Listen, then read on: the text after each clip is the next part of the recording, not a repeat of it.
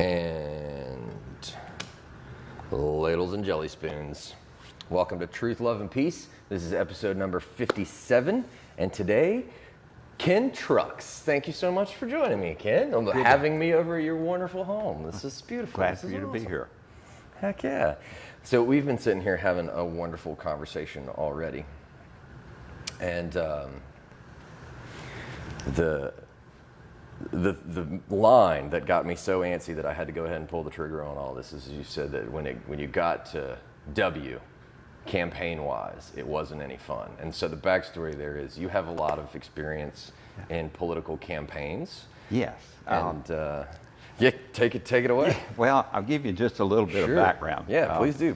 I ran for office in 1982 and 83. Mm-hmm. And the 82 was a scheduled campaign for the state house. And that was in the days we could not find candidates. Mm-hmm. Now, I'd already worked in some local campaigns. Mayor George Siebels of Birmingham. Mm-hmm. I was a poll watcher for him.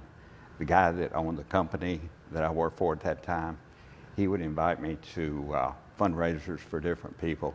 So I began to know the Republican in Jefferson County, in Alabama.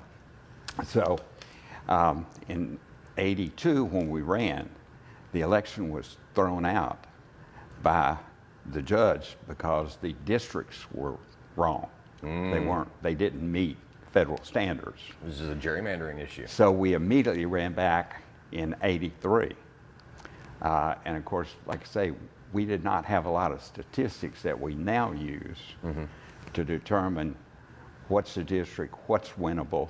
My degree is in mathematics. So when we got around to looking at campaigns different after, and I lost both.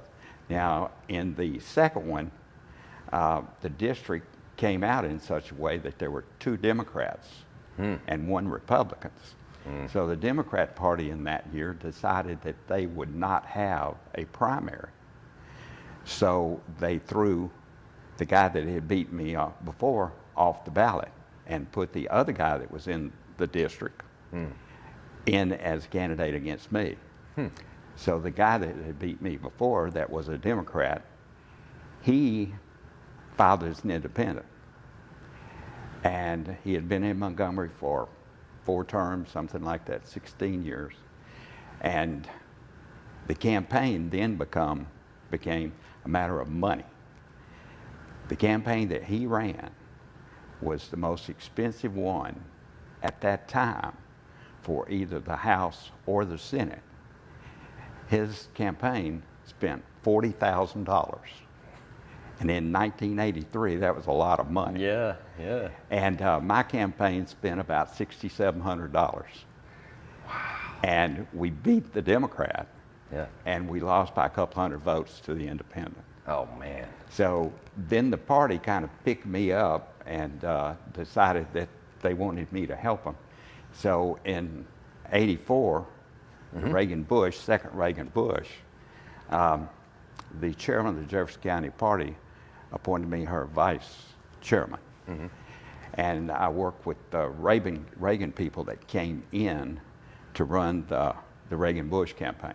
And when you have a national campaign, a lot of people come in to help you organize, okay? So I did that with the committee, and then the following year I became the county chairman in Jefferson County, and also the 6th district chairman. And these were won by election by the committees. And that entitled me to serve on the state committee, okay? And then in 86, when we won the governor's office with Guy Hunt, the state party, I was a hired position then for running 6 campaigns throughout the state of Alabama that had a shot at winning against incumbent Democrats.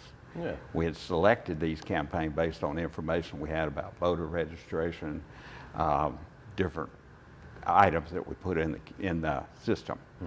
Out of the 6, we won 4. And the 4 actually became well-funded campaigns because they were real prominent in their neighborhood or in their district. So one was the senator, 3 were House members. And after doing that, again, I stayed with the county, and in '86, for the first time since we, as Republicans, we won a lot of races when Goldwater was on the ticket in the South, the Republicans. But that year, as chairman of the county committee, we were organized enough and had enough money coming in at that time where we elected 3 judges, county judges, and 2 county commissioners. And those were the first Republicans that were elected since Goldwater. So after that, I went to work for one of the county commissioners, and then Guy Hunt took me to Montgomery, and I worked in the ADO office and the DECA office and traveled the state again for him. The last program I managed was Job Training Partnership, which was an $82 million federal program. Wow. So anyway, that's pretty much my background in politics. As far as running campaigns, and the Republican Party taught me how to run campaigns, what you needed to know, what you needed to look for, how they needed to make speeches, how they needed to contact the press, just the whole shooting, how to run phone banks. So anyway, that's what got me started, and that's what ultimately ended it. It just got so it wasn't any fun anymore. Yeah. So the last, starting in about '95, I retired and quit. And but anyway, the party has changed so much. Sure. It has. Back in the day, Reagan's time, you felt like there were 4 things that the Republican Party was interested in. Okay, balanced budget. That's number 1, which we don't have balanced budget anymore, because when they get to reach the limit, then they have a continuing resolution and raise the budget amount that they can follow. The other times, because of the Fed. The other thing we were interested in is term limits. Yeah. But not just term limits. I mean, the president has a term limit, which means all his people have term limits, right. His or her people. But we need them on the Congress. We need them on the Senate and the House. Yeah. And the Constitution needs to be changed so that the federal judges will not be in there for a lifetime. Yeah, because that was written when lifetimes weren't 100 years. Yeah. Some of them, I mean, a lot of them that are on there now are pretty old. And some of them have died in there. They've been there so long. But those things can only be done by constitutional amendments. Okay? And those are the 2 most important things. The other thing that the Republicans have always been interested is eliminating pork from the budget. Yeah, I remember. Now, in the 80s, it was all about, you got to cut the fat, cut the pork. As an example, the Vulcan in Birmingham, which is a big deal for the city of Birmingham, they had to completely rebuild it because it was coming apart. They had to take it down, weld it all back together, and do all the things that rebuild the platform.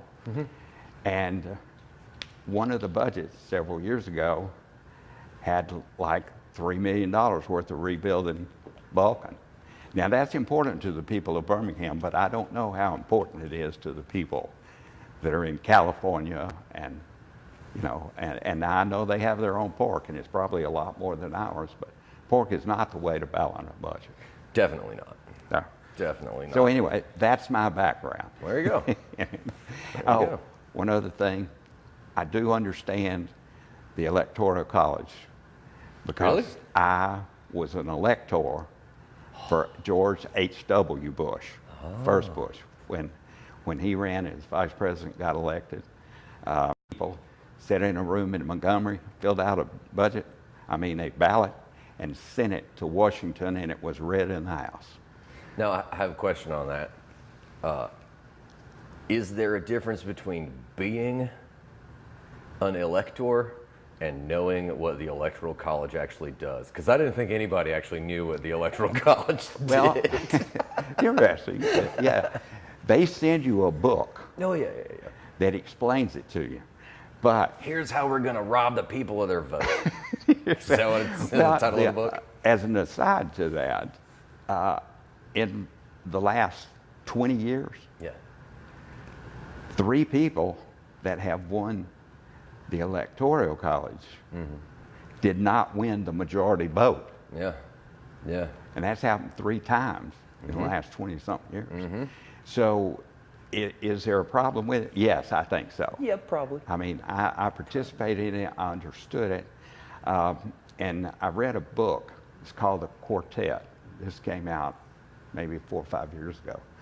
I read a lot, and I read about real people. Yeah. I'm not a big fiction guy. Me too. But anyway, it was about the 4 most influential people that when we moved from a federation to a constitutional republic. And it explained how they explained the parts of the Constitution that the states were opposed to at that time. Right. And one of them was the Electoral College. Yeah. And it was supposed to make it a fair rather than just based on New York at that time was big Sure. population. And so in order to balance, they, Georgia would have had almost nothing if they had not designed Alabama, and none of it. Although I don't think Alabama was in at that time, Georgia was. But I understand it. And I still am opposed to it. Yeah. But again, it takes a constitutional amendment. Yeah. Now, people think that the only way you can get a constitutional amendment is by the House and Senate passing it and put it on the ballot. But in the Constitution, if people in the states can feel like the Congress is not doing what they need to do to address the real issues of the country, 2/3 of the states can pass an amendment that they want added to the Constitution. And if 2/3 of the state pass that and send it to Washington, then the Senate has to vote on it. So it can be done, okay? But it is a difficult process. And to get 2/3 of our 50 states together, I mean, they can't get together on most things anyway. Right. And to get 2/3 of them together is a tough chore, but it can be done. And there was a guy that put out a book a few years ago. It was called Freedom Amendments. And he had 14 amendments he wanted to add to the Constitution. And most people would go for those. However, Congress is not going to address them. Of course not. And in 90 or 92, might have been 90, Newt Gingrich, who was the Speaker at the House at that time, put together a contract with America. Do you remember that? No. I was 12 years old, man. I was running Oh, around playing in mud puddles. No, you would not have remembered that. Not at all. But anyway, he had a contract with America. On a side note, I'll tell you what I do know about Newt Gingrich comes entirely from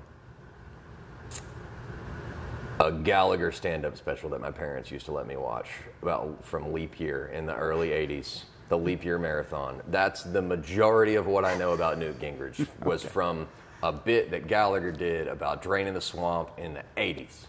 And look how far we've come. I remember Gallagher. Me too. he was great. We used to watch that 4-hour special over and over and over again. And I can see the image of the little Newt Gingrich frog sitting on the lily pad and the whole bit about the swamp and how, who croaks oh goodness gracious. So anyway, Newt Gingrich. I don't remember exactly how many people that he elected, but he was in a position and got enough, because he was still Speaker of the House at that time. And when they got him up there, they elected him again. Yeah. Now, 2 years later, they got rid of him. So, but they never fulfilled on the term limits that was in there. What they decided to do was to limit each committee chairman to 2 terms on the committee as chairman. And so and they called that term limits, but all that did was it didn't help the problem. So, Yeah. yeah. So. You look at how much presidents make after they come out of office, or any elected official. Well, that's even one of less than others. One of my friends got elected in that process from my district. Is he a millionaire now? And he went up there, and also Governor Bob Riley got elected in that thing. Mm-hmm. And he went up there and stayed actually 3 terms and quit and came back to Alabama. Wow. And my friend, Spencer Backus, he went up there, I think he stayed maybe 5 or 6, and he quit and came back. And both of them's comment was they couldn't get anything done up there. Yeah. So Bob Riley got elected governor, and I think Spencer is now a lobbyist. That's what a lot of them do when they get out there. Yep. They have to wait a couple of years, but then they become lobbyists. Yeah. Now he was an attorney, and really a nice guy. He was, and he did a good job up in Congress, and so did Bob Riley. But again, it was just fighting the swamp, like you talk about. Yeah. They got tired of it. Yeah. That's it. The oligarchy. But anyway, that's my background, and that's what I have. You know, that's to get you asking some questions or making some comments about what I've said, whatever. Yeah. Oh man, I was fully prepared. My preparation route went back to thinking about the rhetorical presidency, and there was a course that I took when I was in school. I studied rhetoric and communication, so I was very fascinated with the way that politics worked as a motivator. And so when I was thinking about what we would end up talking about, it was a lot to do with how you saw then and now the shape of things in the moment, as well as the bigger picture, but also on a meta level. One of the things that I'm fascinated by is these generational shifts. As we talked about earlier, and how we have this conundrum where even Thomas Jefferson in the Constitution said that every 20 years we should rewrite the Constitution so that the new generation can put into terms the ideals of the nation that we all share and uphold. And so we have now effectively 5 generations, 4 for sure, that between the youngest and the eldest, right now the eldest are leading us, and the disparate realities are such that, I mean, even within the last 2 generations, in the time frame that we're talking about, we've seen social media become a real influence in elections versus what has commonly been known as the 40-year shift in politics, where we see these predictable every 40 years, something flips. You know, the Republican Party becomes the Dixiecrats going way, way back. Yeah. You know, all the way up to, you see these shifts between Republicans adopting Democratic ideals and vice versa, as well as the shifts of individual ideals, which you've experienced going through a lot of what you went through. And so the story that you have now, what's your perspective changed? Yeah. Well, I think there is hope. Mm-hmm. And one of the reasons I think I keep hearing about the millenniums. The millennials? Yeah, the millennials. Yeah. The children. And what I've read about them, and some of the polls that's done about them, I really think that they can change the whole philosophy, because before they're a good-sized generation. Yeah, but let's pause there. So philosophy, you think they can change the philosophy? Do you think the philosophy's really changed? Well, because I feel like a lot of the American ideals are still the same. Yeah, they are the same, but they get, just like everything else, one generation looks at them so differently from another generation because of what they lived through. Yeah, I got you. I mean, you know, the people. My generation was involved with Vietnam. And we certainly look at things different than the ones that were involved in World War II or the Korean War, even different. Yeah. And other than from then on out, like our grandchildren and our children, they've really not been involved in anything. They've been in some economic slowdowns. Some a lot slower than others. But they have not been in any real war situations, really. Afghanistan was not what I would call, it's a major conflict for us, and with NATO involved it is, but again, what it was trying to do is to change a country's philosophy and make it a democrat. And all countries can't be democratic, by the way. It's just not going to work. But I think this millennial, and it's because of they're computer generated, they're iPhones and those kind of things. And I think that in itself can make them better informed. Yeah. And the rest of us are going to die off. As we do. As we do. And most all of the people involved in World War II, most all of them are now gone. There's still some around, but most of them are gone. The Vietnam group, they're getting older, and most of them are now retired. So I really think that the people that are savvy with all this are going to be better at sorting out information. Yeah. A lot of people vote on emotion. Yeah. Totally. Yeah. Emotion. Maybe what the guy says, or maybe what they do. Same way they argue on Facebook. Yeah. It's all emotion. And the Twitter and everything else. Right. Where I think the new generation is so used to this, is they know how to sort out the BS from the good stuff. Yeah, it's a phenomenon that I've loved studying over. I mentioned I study communication, and there's a communication theory that goes into the way that we filter out information based on all the stuff that we already know, and how we have these predictors that say, well, that matches up with most of what I believe, so we can readily accept that. And there's all kinds of psychological studies that go into exactly what you're saying. As human beings, we have refined and developed these ways of doing that when it's coming from another person. But I think we're watching evolution in action, where a whole generation like the millennials is having to learn how to do that in a whole new medium. And that's the reason that fake news or, this Russian bots or whatever have gotten away with it so easily, because we don't have these highly developed and highly adept senses of bullshit detection in the digital space, the way that we do in the public sphere. Yeah, and with us, our generation, a lot of us, especially the older guys like me, when I was performing the last part of my work life, we were just getting into using computers, not laptops. Desk models. In communicating with our staff. We were just learning that process in Email the was 80s. brand new.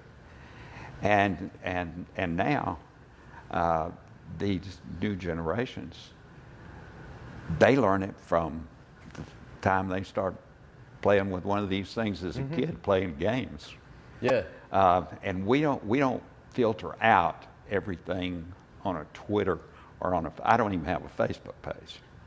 Lucky you. So, anyways, I don't want to get involved in it. I don't blame you one bit. That's a smart I got move. that out.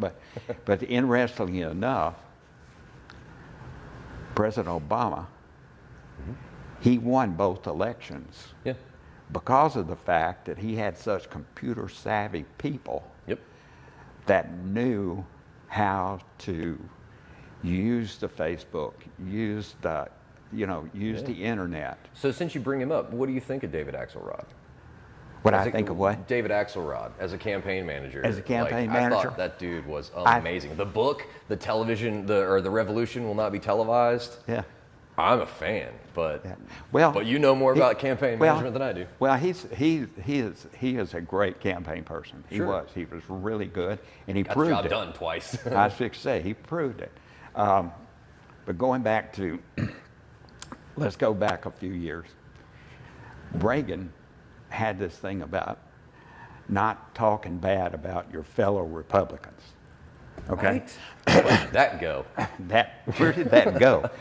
What it did, in my opinion, this is my opinion and it's mine alone.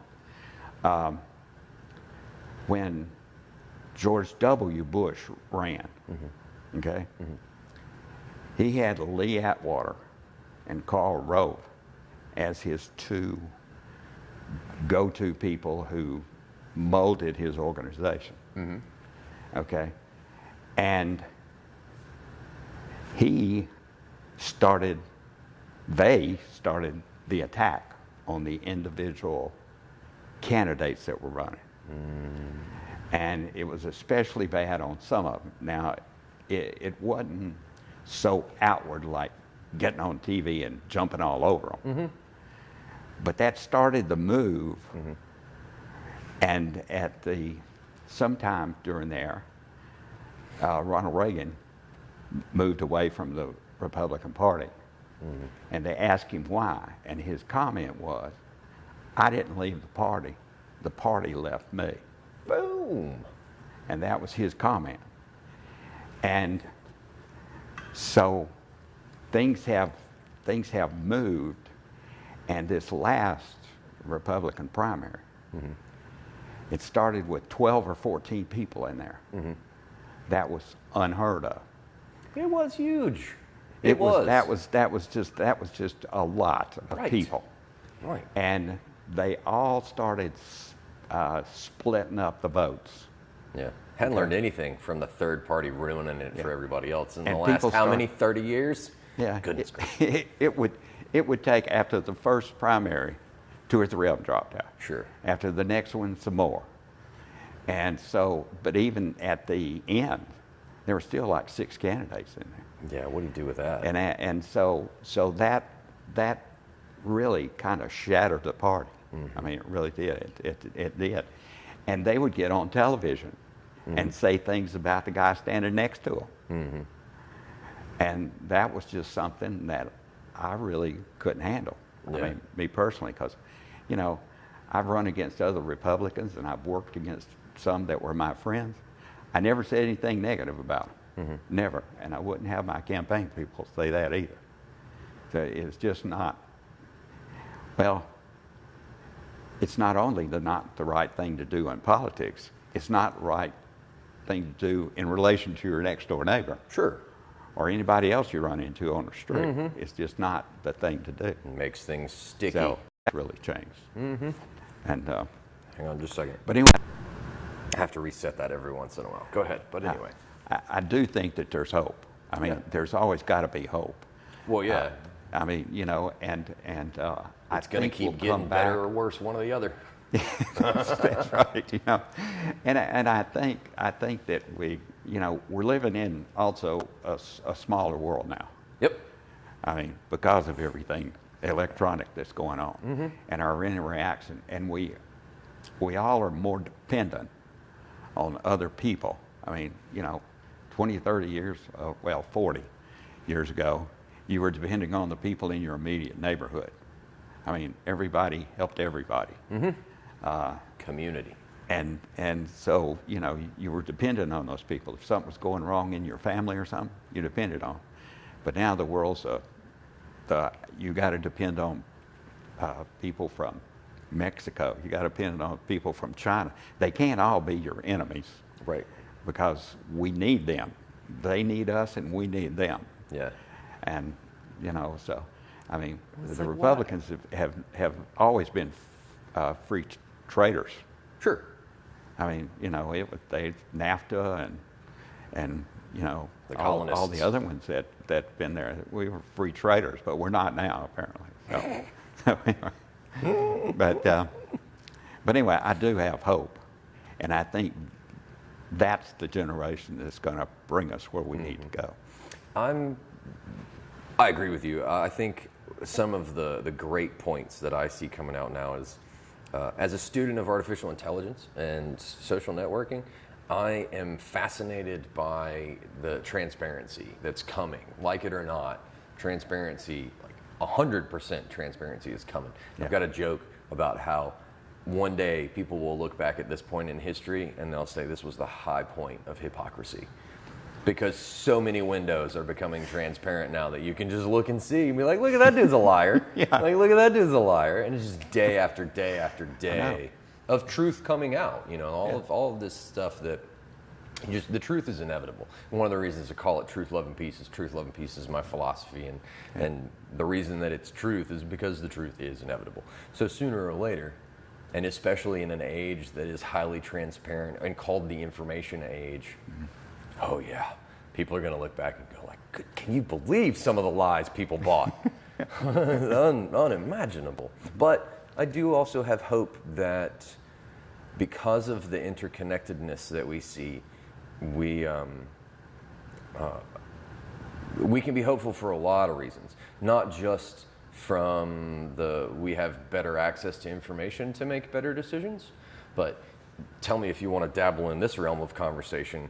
I've also been trying to piece together the way that the concept of the collective consciousness, you know, prayer groups are more effective than praying by yourself. Meditation groups are more effective than meditating by yourself in a lot of circumstances. But we know that when we have these big mass prayers and these big mass gatherings, that they have positive impacts. And so without getting too far into the collective consciousness, we know there's something going on when a whole bunch of people pay attention to the same thing. Yeah. Look at moments of disaster. If you really need, you know, anybody that wants to challenge it, in moments of disaster, people come out in a hurry. And sorry, I saw a flashing light over there and I got concerned. I don't know why that's flashing, but whatever. It's making me nervous. Collective consciousness, back to my philosophy. So that's my OCD when it gets off track. Okay. Away we go. So, you're not that old for that to happen like it does with the rest of us. no, it's the fact that there are like 6 different trains of thought going on and I'm hopping between them. And so I get easily distracted and going back and forth. The multiple levels of the conversation. And so what I was thinking was the collective consciousness, in a way, has been exposed even more so through social media. And one of the things that the millennials have access to is this thing that connects us that for a long time has been solely spiritual. Nobody could touch, nobody could put their hands on it, but now we're starting to be able to measure it. And social media seems to be a window into that in some way, shape, or form, where you can't get away with the do as I say and not as I do anymore. Yeah. Because the truth is inevitable. And so I hope that the millennials will not only as a matter of fact bring about sound judgment, but as a matter of principle will bring back some sound judgment in that parties don't leave people and that people are parties. Our part. You know, just to go tie a big bow on that whole thing. See, multiple trains, man, you got to tie all that together. Yeah. So I'm hopeful too that the millennials, having access to information, are in the process of figuring out how to do right by that much information. Like we said earlier, you know, extrapolating out the meaning of things and sussing out the good from the bad. Yeah. And I'm hopeful for the millennials too. I really do. I'm liking this collective consciousness thing. I keep harping on that because that's one of my to-dos. But I think it is the negativity. You know, I keep bouncing back to the Reagan quote, in that the negativity is where it's gone horribly wrong. And it's this inability for people to pull back and accept the negativity in themselves and say, okay, I need to deal with this. Yeah. Instead of projecting it out on all these other things and in all these other places and say, okay, let's call a spade a spade. I have an issue or have made a mistake or I have an opinion that I need to update. And this incredulity towards wanting to grow and change has just gotten so bad that we have a swamp and it's stagnated to the point, not just culturally, but politically. You know, Yeah. I heard something really cool, and This will be our bridge into, as much as you want to talk about the spiritual nature of politics, or we can just let it lie. The analogy that we all have dark passengers spiritually, you know, as individuals, we all carry with us this ability to be primal animal. We all have dark passengers. And so anytime you have a culture that has you know, a dark side, which every culture does, yeah, that there comes a point when if it goes unresolved or unattended to, then it will manifest itself as the leader of that culture, which is a very interesting analogy for, you know, we can point fingers at specific individuals, but we can also point it to the larger picture of the state of the government has become this thing that doesn't well represent the people, I don't think. yeah. Well, you can pick or choose any of that stuff you want to talk about. well, I think one of the reasons why they don't represent us as a collective group so well is because we used to kid about it. When they get to Montgomery, they start drinking the Alabama River, so they get Alabama River fever. And when they get to Washington, they drink water from the Potomac, and then they get Potomac fever. And what happens to them? If you look at past elections, you've got somewhere in the neighborhood of 90-something%, and I don't know the exact number, that even if somebody runs against them, if everybody was run against at one time, 90-something% of them would go back in because of the money. Yeah. Because it's hard for a candidate to run against a sitting incumbent. Sure. He's been in there, he's got contact organizations, and he's got money. And when they put these super PACs together, there a couple of years ago, McCain and Feingold passed a law contributing, and the House and the Senate both on. And when it went to the Supreme Court, all of a sudden, we all found out that companies have the right to free speech. Because back in the 90s, they were given personhood. Yeah. And so that got all kicked out because of the free speech. Now these super PACs are set up. And as long as they don't consult with the candidate, much money as they want to, and they can buy as much advertising and they can do. And a couple of the bigger super PACs are run by the Senate and the House. But it's not a popularity contest. It's not a popularity contest, and it's not, popularity is not based on money. And it's not a contest necessarily about beliefs either. Right. And when you get up there, and I got to go to Washington one time, we had a meeting. We're glad you made it out alive. With I had the vice chairman of the Republican Party who used to be here in Alabama. He called me up there for us. He needed to talk to me about some stuff. But anyway, I went out one night with a couple of the people up there that I knew, and we went to a bar right down the street from where the Republican Party headquarters is. It's also close to the Capitol. And all of these legislators were in there, the senators and the House members, and the place was full of lobbyists. And they were interacting with these guys, and I know what they were, and it's just like it's in Montgomery, all the lobbyists up there. And they're patting them on the back, and they're funding their campaign or giving them campaign money, and at the same time, they're telling these guys how great they are and how smart they are. And after a while, you tend to believe that. Right, and then they show up on my Facebook page and it goes horribly wrong for them. Yeah. And so it's not, they buy into a culture. Yeah. And that was one of the things that the founding fathers were afraid of. They thought that people would go to Washington or Philadelphia for a while, and they would go up there, and they would be up there for a few years serving their country, and then they'd go back home and work their fields or do their, you know, whatever the kind of business they were in.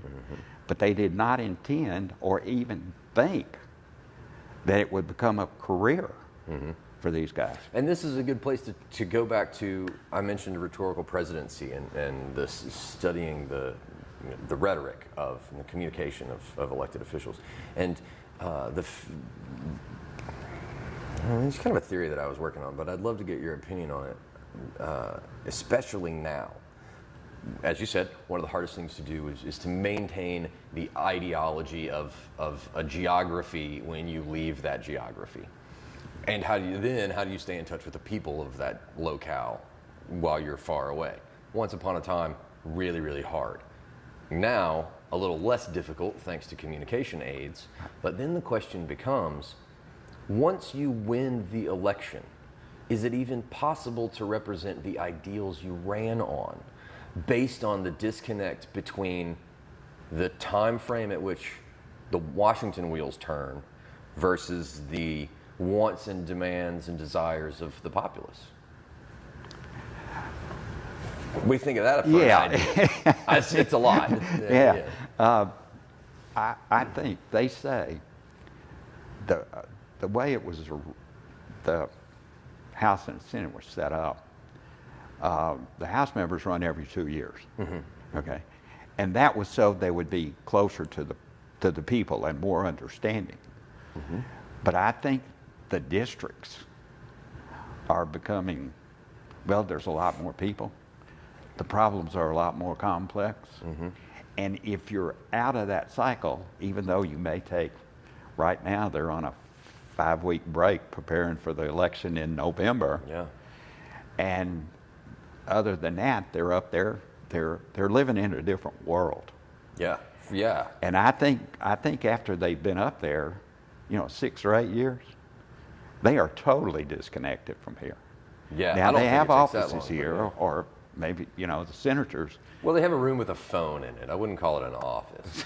They don't spend any time there. That's true. Because a lot of their work is done. Of course, they get, they send out stuff, I guess. They used to. You were always getting, if you were on their mailing list, you're always getting something because everything is free up there to them. Postage is free. They don't, it's part of their office budget, I guess. Mm-hmm. But anyway, yeah, after you've been up there for a while, and I don't think it would take too long with all these people telling you how important you are and how great you are to really become not a common man. Yeah, use a word. Sure. Well, and it amazes me that we've come this far and not heard this conversation from a lot higher belfries. Yeah. Because it's not new. Samuel Clemens, one of my favorite Mark Twain quotes, is any man that can get himself elected doesn't deserve the office. I love it. Because it's so true. And now it's, like you said, with the corporations having access to campaign finance, it's a money game now. Yeah. It's a money game now. And social media has kind of changed that, but we're in the process of monetizing social media anyway. Yeah. So and because what I think is funny about it is everyone is, or certain people are anti-socialist, they're anti-community. Well, okay, so being a communications guy and a rhetoric guy, I love the terminology of it. And so when people talk about party divisions, they're like progressive or conservative. I'm like, well, one, time goes forward. Time does not conserve anything. Yeah. Good luck with that. Stop the sand through the hourglass. Let me know how it works out. Check back in a couple of weeks. 30 seconds at a time, wasting your life. You're not going to stop it. Sand's going to go every time. So you have these phenomenon. I totally forgot where I was going. I got all lost in this little sand reference. I really did forget where I was going with that one. Anyway. You'll come back to you. Yeah, I'll get back around to it. I really did just totally lose my train of thought coming up with a sand joke. Since you mentioned it, did you read the life story of Mark Twain? It couldn't be published until so many years after his death. Yeah. And then when the book came out, the first volume was like this. I read it. It had some of the funniest stuff in it that I've ever read. Amazing, dude. And in our little town of Columbiana, we had a gentleman who would dress like Mark Twain and do an hour and a half stand up quoting him. Yeah. And it was all a ride. And he dressed like him, looked like him. Yeah. And he'd walk around on the stage. And he, I mean, he was just hilarious. And so, yeah, he's one of my favorite writers. And his life story is something. It is. Quotes he had. But that's way off the subject. Since you mentioned it. But yes, you know, we can always devolve into Mark Twain. That's always a good thing. Yeah, it is. But the time moving forward, and there's no way around that, is part of this, which is going to get to the questions that I'm curious about. What do you think from your campaign days about gerrymandering? And I wanted to double back to this, and since I can't remember where I'm going, we're going to use this opportunity. Let me tell you, it's a big item. Yeah. And originally, it was about minorities and other folk, whites. Sure. I mean, you know, that's why that was one of the reasons they did it. But now it's about party. Okay. And several districts have already been told, and they've run some special election lately where the judges have said, you got to redraw, okay?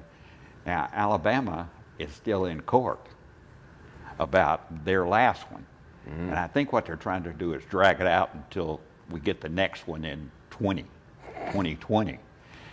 But anyway, our district, in order to make sure it's a Republican up in central Alabama, our senator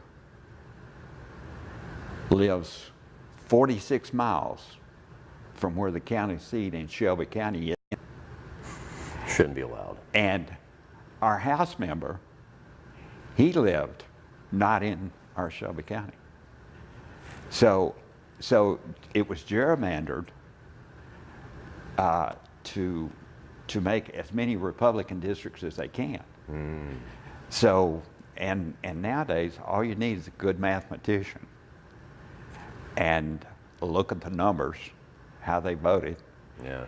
And some districts at one time, the 7th district in Alabama runs from one side of Birmingham all the way down to Selma, Alabama. And that's the only black district we have in Alabama right now. What? And it runs through like 6 counties or something. That's way worse than I thought it was. Oh, you need to look at a map. That's horrible. I mean, I've seen some horrible But anyway, gerrymandering maps. it's not fair. And who it's not fair to? It's not fair to the people. Yeah.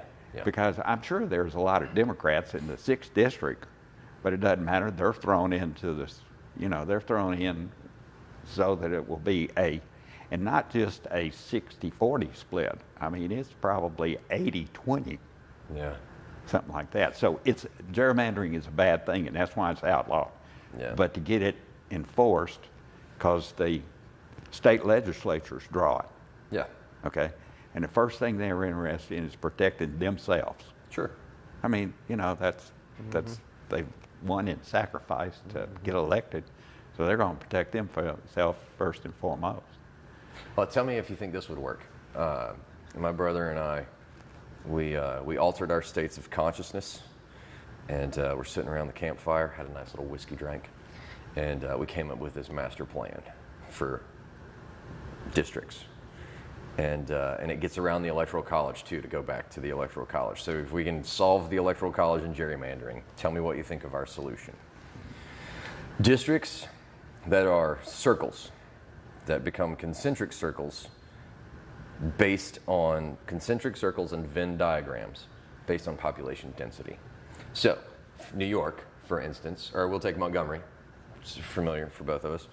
So Montgomery, based on the population density from the capital center going out, determines how large the ring is. Should be. Yeah, and so if you have huge population density, teeny tiny ring. Right. And then the next seat of power, you have all of these circles. That way you can't change the lines.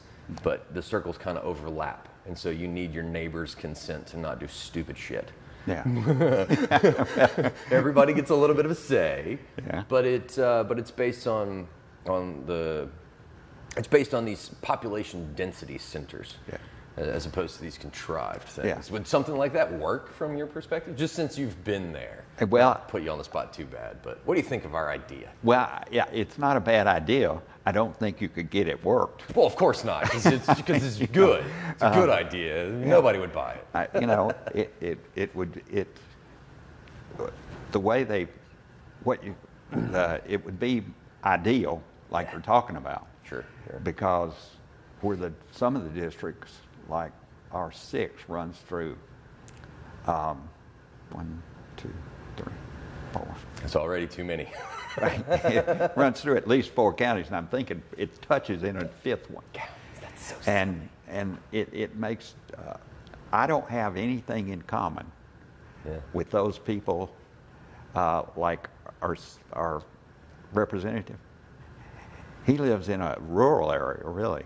Yeah. Up around Springville, Alabama, which is more rural. A lot of people in Springville drive to Birmingham to work, or Jefferson County. But it's more rural, and Shelby County is real cosmopolitan. It's one of the larger counties in the state. Yeah. As fast as growing, and it's got, it's very cosmopolitan. Got a high degree of people who finish college. It's got a great school system. When the people were moving in for the plant that was built, the Honda, whatever one was built over in Talladega, a lot of those people that were moving in to manage that plant came into Shelby County because of the school system. Cool. So they're doing good. They're doing all right. And it's a public school system, and they do a great job there. Good. And like I say, I'm not sure how you could draw these circles that anybody would buy into it. The general population would. Yeah, well, that's why I'm not getting elected anytime soon. Running on common sense doesn't seem to get you very far. Yeah. But speaking of future running on common sense, and this is way away from campaign management, but are you familiar with any of the candidates coming up? Young, the guy that's advertising UBI or is promoting universal basic income in the 2020 election? I have totally gotten out. Okay, then we'll talk about something else. I am familiar with some of the candidates that are running here in Alabama this year. We don't have to talk about any of them if you don't want to. I was using that as a segue into education and funding, because that goes back to what we were talking about with.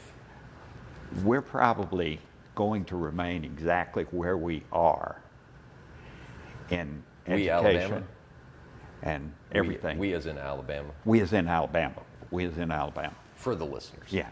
We're going to remain at the bottom of the rung. And the reason is, and that I know money don't solve all problems, but I think when you're one of the most underfunded education system in the United States, that's what you get. Yeah.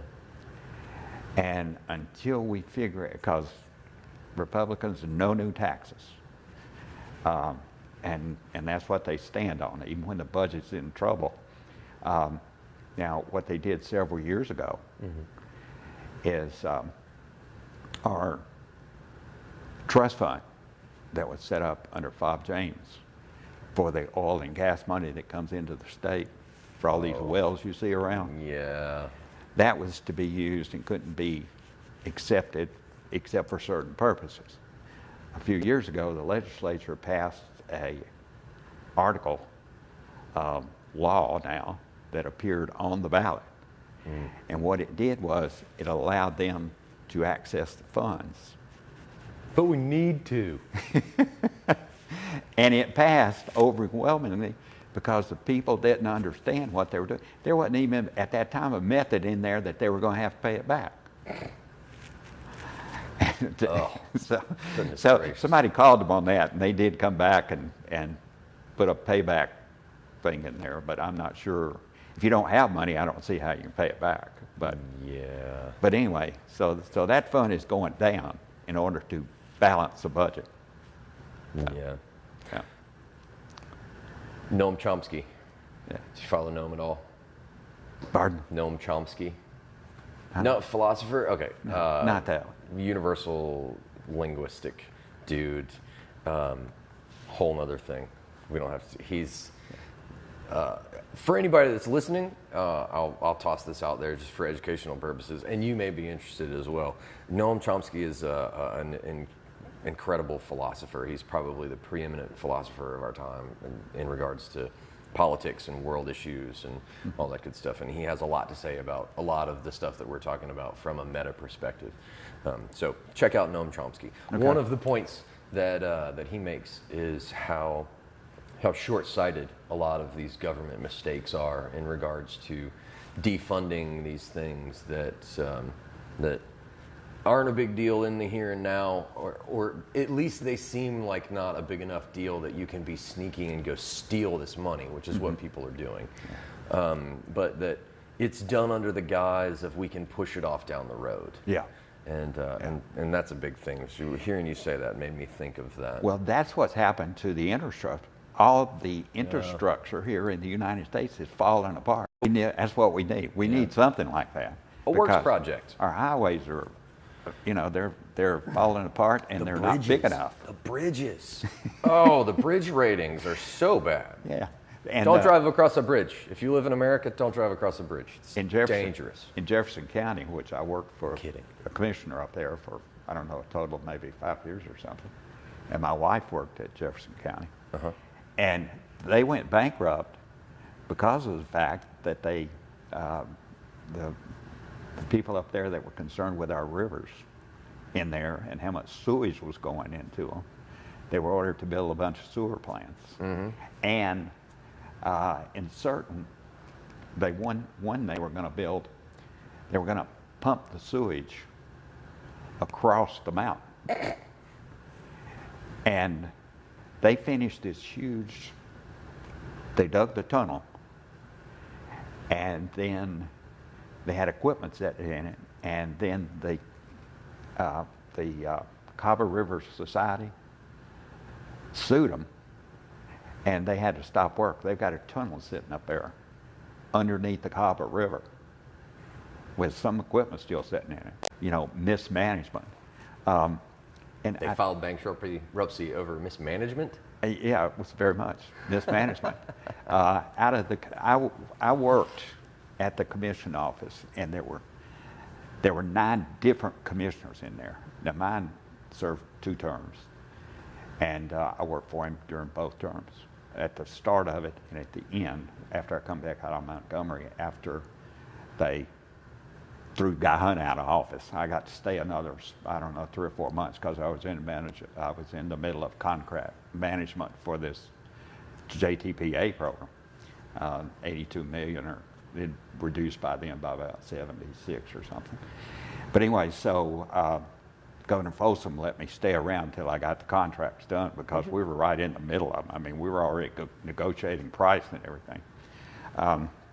But out of the 9 commissioners that I knew personally from working with them and with their departments, 4 of them went to jail. Man, I thought you were going to say more than that, but I'm still surprised you said any of them. One of them copped a deal and got let off. That's because she ratted out the other 2. So, but anyway, so 4 out of 9 ended up in jail. Oh, it makes what a number. It makes my muscles just tense up. Here's the other thing, and I used to say this when I was making speeches around when I ran for office. At that time, the whole state was controlled by Democrats. All the counties were controlled by Democrats. And I think it was Plato that had a saying, power corrupts, and absolute power corrupts absolutely. I don't know if it was Plato either, but whoever it was, saying, and I'm thinking it was him. But anyway, that's a problem. Yeah. If people get in there, they've got total power. It leads to something like happened in Jefferson County. Well, and then term limits, as well as how do you feel about tying term limits to balanced budgets? Oh, I think the balanced budget is, that's always been a thing that Republicans balance support. a budget, They you're seem, fired. they seem to have abandoned it right now. Well, because they can't balance it anymore. I think, and I That's think, out of hand. Yeah, I think that's because, and this is going to be the fun speculation portion of the show. I think it's just gone so far that now it's all just a money grab. Like the house of cards is on fire and coming down. How much money can we grab before it all goes under? Because it seems like that's where we're going. Because everybody seems to be totally okay with the fact that the government has been bought and sold, and that the interest of the people is not the primary concern of the government anymore. I mean, we have the resources as a nation to live high on the hog, all of us. Oh, yeah. And yet we don't. Yeah. And we let the most vulnerable among us, especially the veterans, just, well, good luck. Yeah. No, Well, it's so infuriating to see these people just grabbing at this money and not taking care of people. yeah. Well, here's tangent. about the budget situation. Yeah. Okay.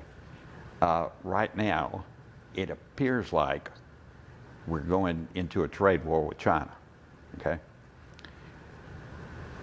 There is several problems with that, but they're beginning to call in the financial circles, China has a nuclear option. They're our biggest debt holder.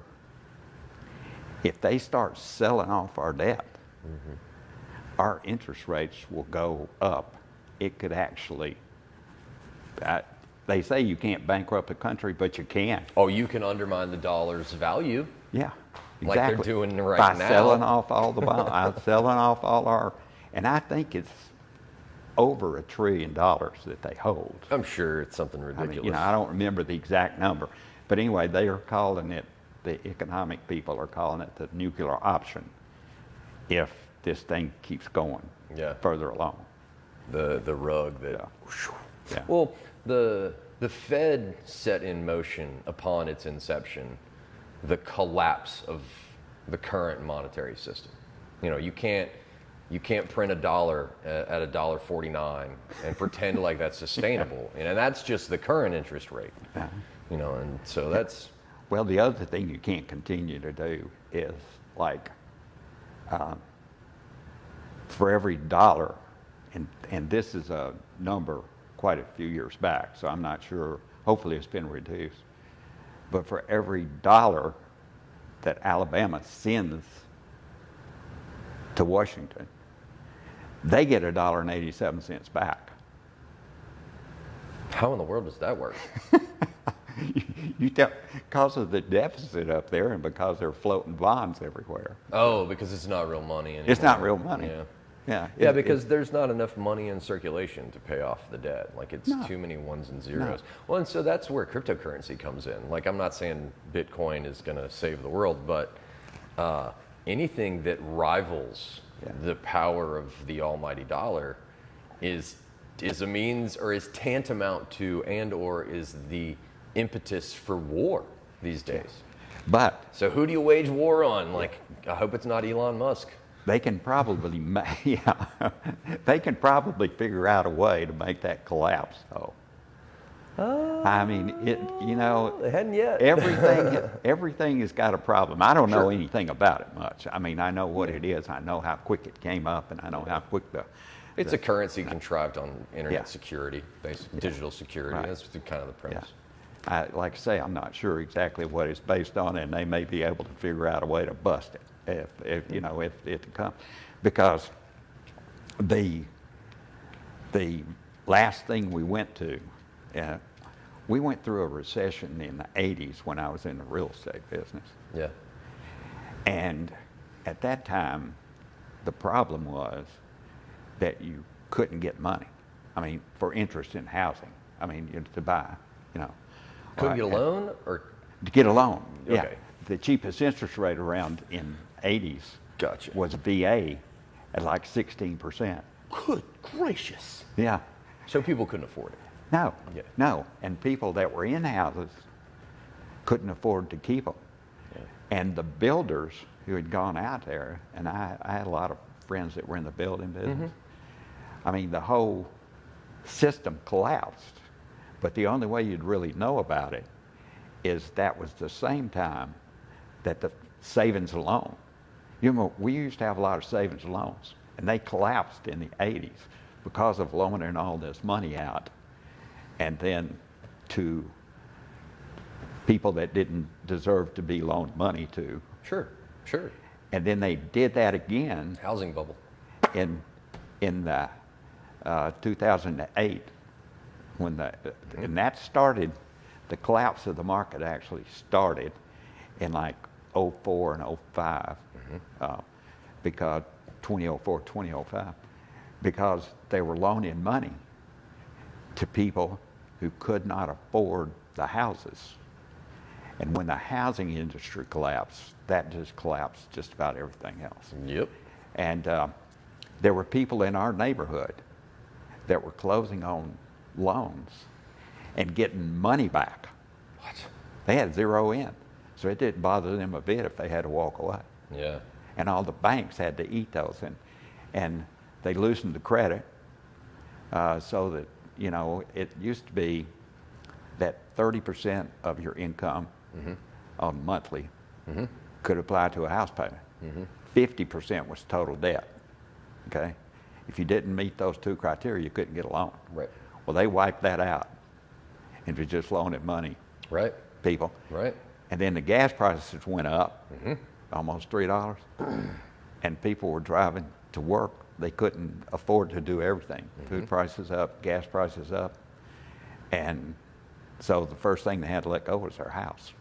Yep. Because you had to drive to work. So I'm going to go Noam Chomsky. So if we were listening to Noam's analysis of that whole situation, then one of the things he would say is that what you're describing is the transition from manufactured products and was productive to a country that is now forced to trade on futures. And so the imagination of the stock market that is tomorrow is the future of the housing bubble that as it became, or all of these things that we hope tomorrow will yield this pushing off of responsibility for climate change, for all of these things. Yeah. That in the larger picture, we have just lost touch with what it is to be a community. To go back to what we were talking about earlier, you used to know your representatives, you used to know the people around you. Yeah. And now we've gotten so far away from it that business isn't even based in the here and now. It's based in what steel's doing 15 years from now, because if it's not doing good, then that means China cashed in their $1 trillion worth of debt. The dollar's sunk, and half of us are speaking Chinese. I'm not sure about the Chinese part. That seems that's a way over the top exaggeration. No, but maybe not. We're going to be broke one way or the other. No matter which language we'll speak. It won't be gold or silver because we lost those standards years ago. Yeah. One of the ways that we caused Russia to fall apart is we got them in an arms race. Yep. Economic destabilization. And we could afford it, and they couldn't. Yep. And that collapsed the whole Soviet Union back to Russia. I mean, and that was it. Which is why the oil fields of Germany was one of the biggest losses they took. Yeah, and Germany, I think. Yeah, Germany too. I mean, they had to spend so much on the wars that they collapsed. The whole country collapsed. Yeah. So now, and yet, our largest debt is in military. Our largest expenditures. It's probably worse than you think it is.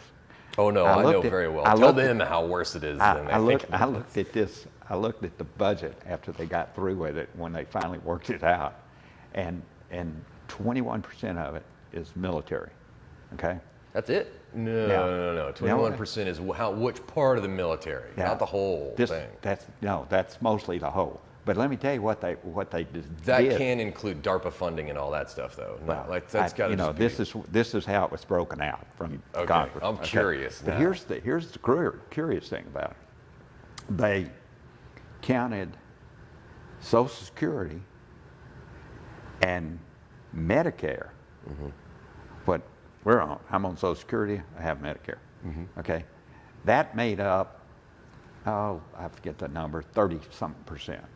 Okay, and that should probably not be in the budget because the military doesn't fund themselves. I mean, they're funded with taxes. The other things, health care for like Medicaid and, things to run the programs in Washington and all those kind of things.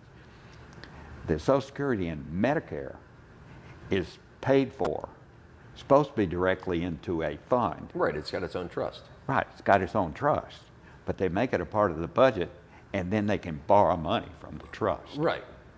So, and Shame it's on top not of been, shame. it's not been changed since the 60s or thereabouts.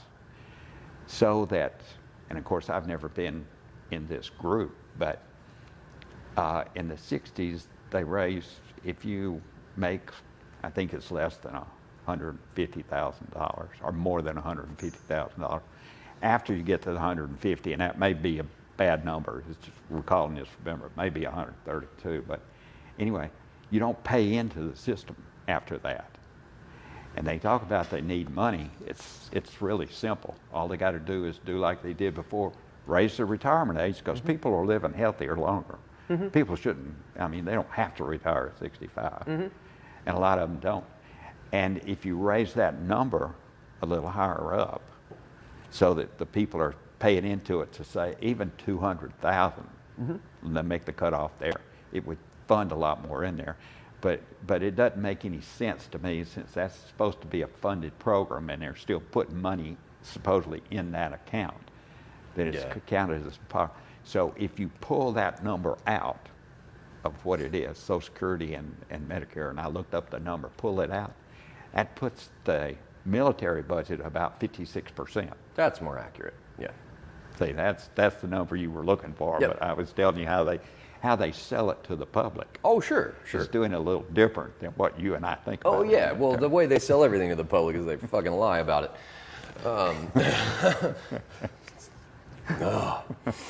Infuriating. But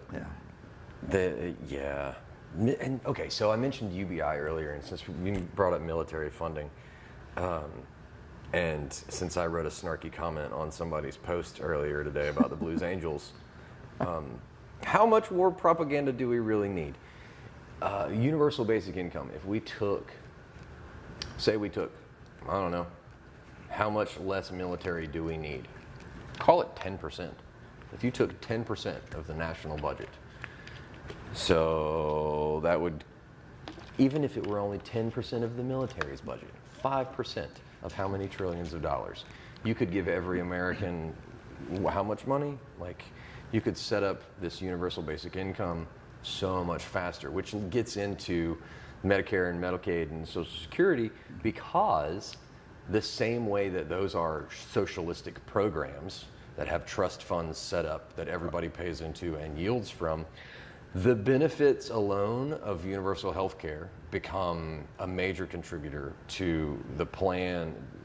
The gentleman who's running, his plan is to take part of that, and so right there, you're making people healthier, you're saving a ton of money in medical and all that good stuff, and you're not taking away from Social Security, trust fund, so that pretty much covers itself.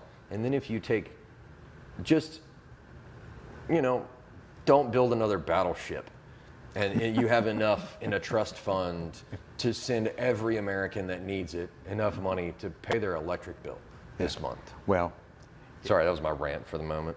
These ships they're building over, these new destroyers that they're building in Mobile. Yeah. They're building them, and they've just approved so many more in this last budget. Yeah.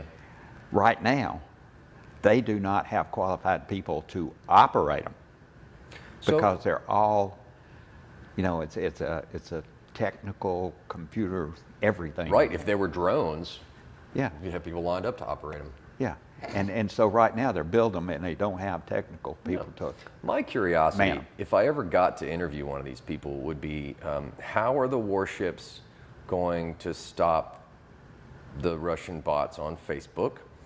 And two, what exactly is the military budget doing to, prevent the tariff war?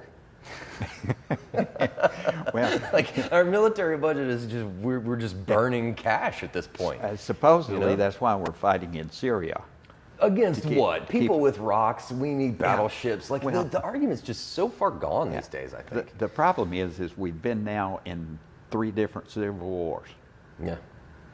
And we just keep injecting ourselves. Iraq, and in Syria, we're backing some of the rebels. Right. We should take notes from Russia so that we don't have to get so involved in changing governments. Well, and like I say, Russia just took notes out of the CIA's book from the 70s, but yeah, I think when the military budget it is bloated, it's got to be. Sure.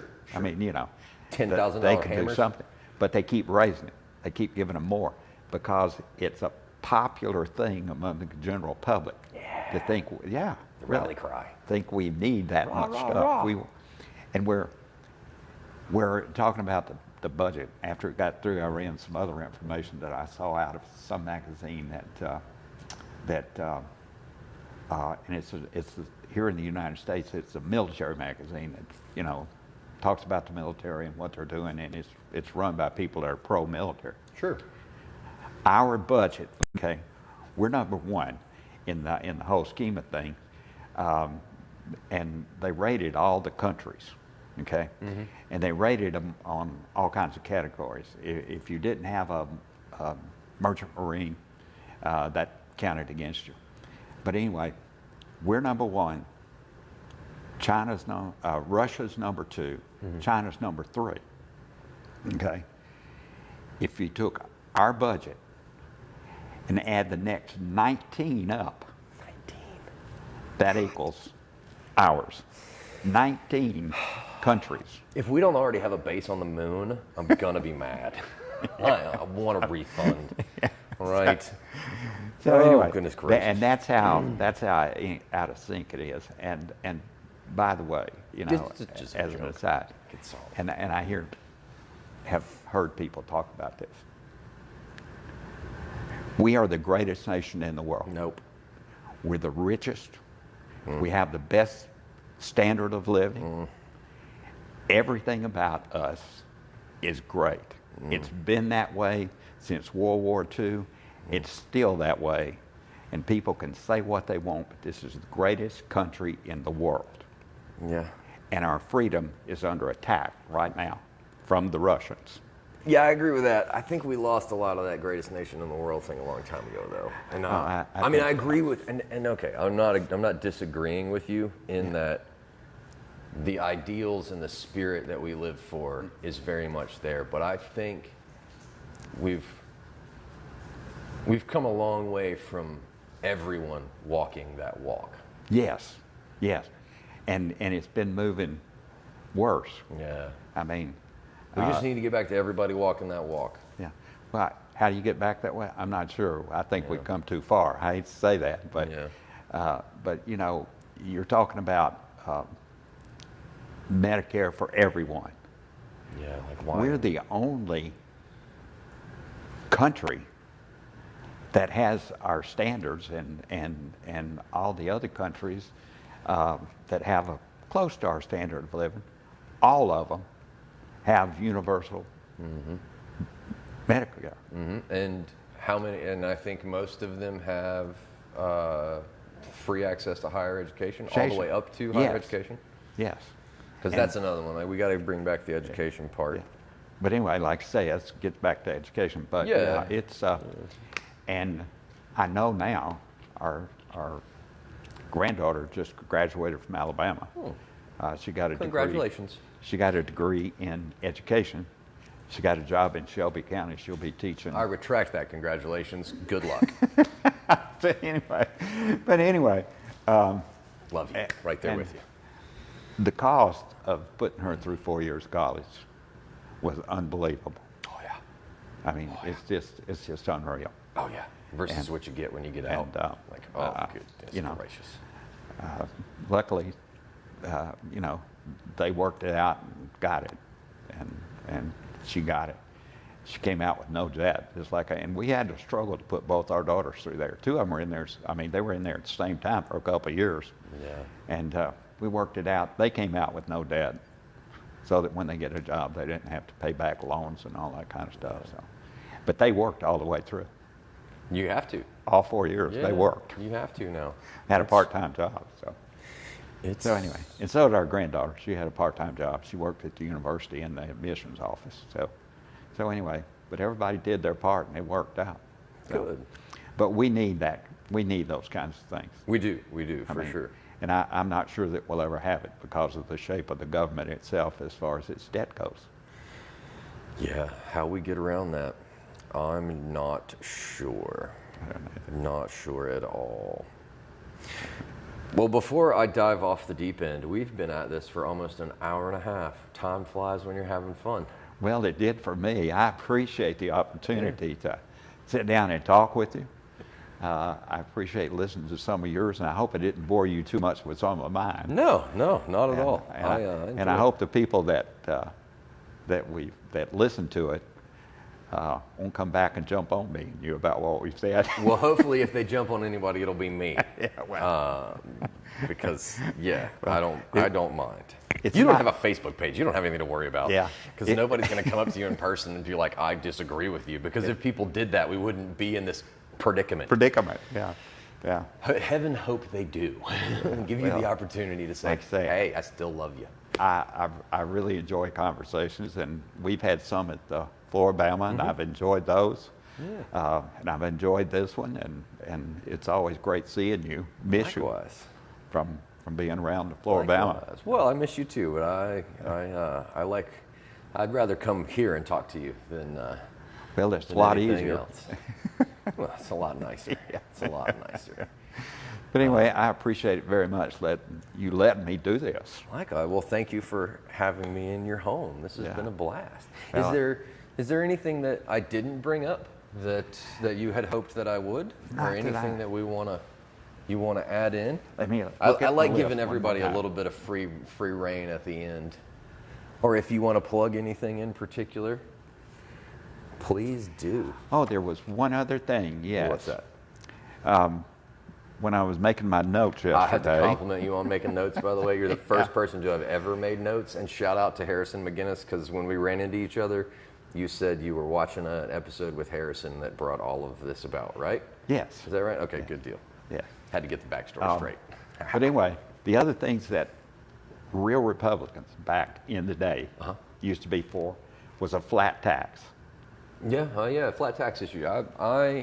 Flat tax and luxury tax are the two that I like. Yeah. But go ahead. Yeah, well, that was just another thing that was the only thing I did mention was flat taxes. Well, I think the place that would have gone would have been while we were talking about military budgets and Social Security and Medicare. If all of those things were handled appropriately, then a flat tax in relationship to that conversation would be able to accomplish things like universal health care and universal education. But, it's just, look, I'm good at tying bows on stuff. I'm on a roll. But that is one thing that I think that brought a lot of attention to some of the other candidates last time. Yeah. Was universal health coverage. Yep. Single player, universal for everybody. Yeah. And it's probably going to be the only way that some of the hospitals can survive, the bigger ones. Because we got too many people now that go in there, can't pay their bills. Right. And the hospitals end up eating them. Yeah, and we need to, first off, anti-insurance. So first off, anti-insurance companies, I think, regardless of how people feel about healthcare legislation, there should be limitations on how hard you can be screwed by an insurance company. And make no mistake about it, that's exactly how I feel. Insurance companies screw people. I've seen it happen firsthand. So that ties into you can't just let profiteers run racket on people.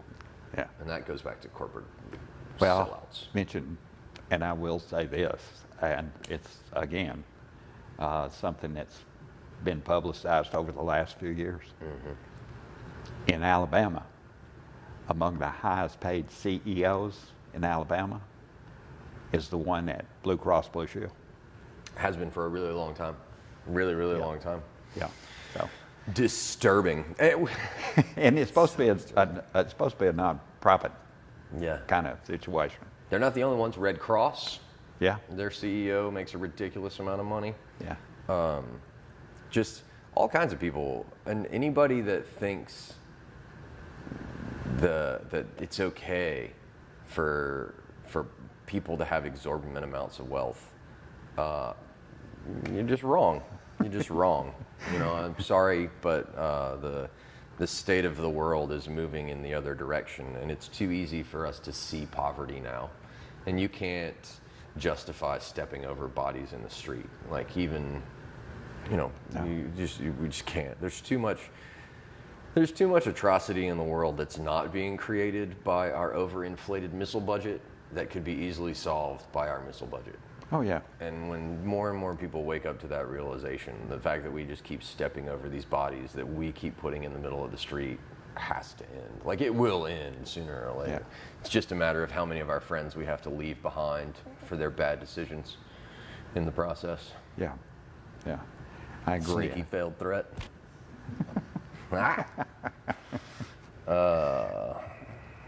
For those of you that don't know how to make a subtle post, sorry, flinging dirt, can't help it sometimes. Yeah. So, yeah, I mean, I could keep going all day long, but I think we should leave it there, unless you have anything else to add. No, I'm done. Good deal. I'm glad you brought in the tax reform, though, because I like that, especially in light of how horrible things have gone for the state of healthcare and the state of education. Yeah. And It's the really corporate bad. tax situation. Yeah. It is. But we don't want to end on a sour note. So the optimistic side is that historically, and you can attest to this, I'm sure, historically in times of these big 40-year shifts, you know, being your involvement in the early 80s, I'm sure you have seen